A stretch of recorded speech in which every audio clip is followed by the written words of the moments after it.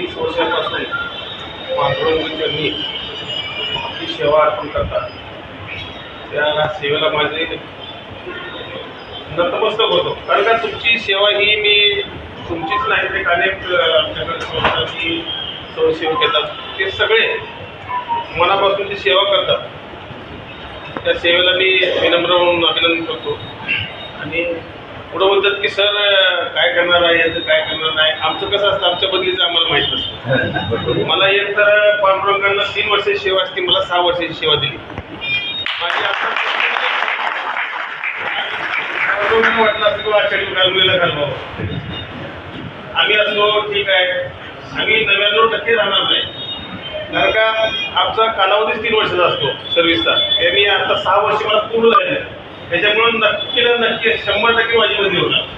पण पुढं काय होणार आहे शासन ठरवणार, माझा एक कोणतरी अधिकारी येणार की तुम्हाला सांगणार. पण एक नवीन आराखडा येतोय मोदी सरकारच्या काळामध्ये, मोदी सरकारच्या नियोजनाखाली, की ज्यादा आता सगळ्या महाराष्ट्रभर भारतभर पसरलेला हा विषय विस्तृत विषय आहे.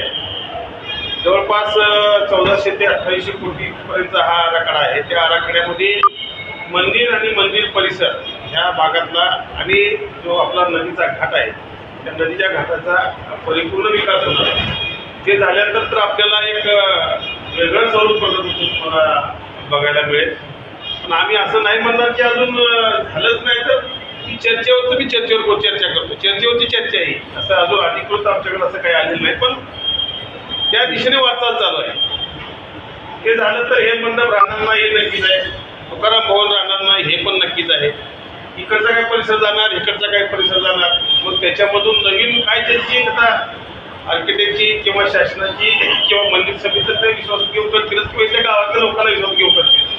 ते वेगळ्या एक आराखडा असणार, त्याची एक वेगळी उभारणी असणार आहे. त्याच्यामुळे निश्चितच ह्याहीपेक्षा सुंदर होऊ शकतो सर. तशी काही काळजी करायची गरज नाही. आपली सेवा काही जरी झाली तरी आपली सेवा काही खंडित होणार नाही.